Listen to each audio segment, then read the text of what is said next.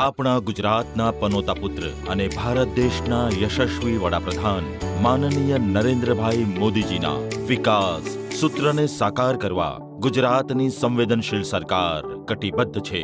છેવાડાના ખેડૂતો, વેપારી અને ઔદ્યોગિક સાહસિકો સહિત દરેક નાગરિકને અવિરત અને ગુણવત્તાયુક્ત વીજ પુરવઠો પહોંચાડવું એ સરકારનો ધ્યેય છે.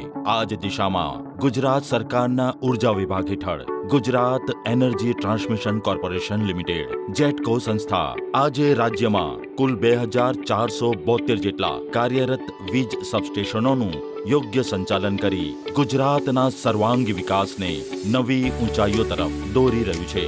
સુરત શહેર તથા આજુબાજુના વિસ્તારોના સર્વાંગી વિકાસ માટે માનનીય મુખ્યમંત્રી શ્રી ભૂપેન્દ્રભાઈ પટેલ સાહેબની સંવેદનશીલ સરકારે ઉર્જા ક્ષેત્રે નવું સોપાન સર કર્યું છે. ત્યારે આ શુભ પ્રસંગે માનનીય કેબિનેટ મંત્રી શ્રી CR પાટીલજી, જળ સંપત્તિ વિભાગ ભારત સરકારની પ્રેરક ઉપસ્થિતિમાં તેમજ માનનીય કેબિનેટ મંત્રી શ્રી કનુભાઈ દેસાઈ, નાણાં, ઉર્જા અને પેટ્રોકેમિકલ્સ વિભાગ વરદ હસ્તે સાથે 84 મત વિસ્તારના માનનીય ધારાસભ્ય શ્રી સંદીપભાઈ દેસાઈ તથા બારડોલી મત વિસ્તારના માનનીય ધારાસભ્ય શ્રી ઈશ્વરભાઈ પરમારની ઉપસ્થિતિમાં સુરત શહેરના પશ્ચિમ ભાગે આવેલ વિલ પાર્ક ઇન્ડસ્ટ્રીયલ વિસ્તારમાં 46 કરોડના ખર્ચે થનાર 66 કેવી સબસ્ટેશનનું ભૂમિપૂજન સંપન્ન થયું. 84 તાલુકામાં 47 કરોડના ખર્ચે 66 કેવી GAU2 સબસ્ટેશનનું અને 37 કરોડના ખર્ચે 66 કેવી ખરવાસા 2 સબસ્ટેશનનું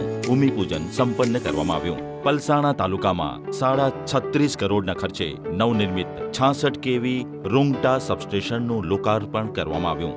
જય જય ગરવી ગુજરાત, જય ભારત. આભાર.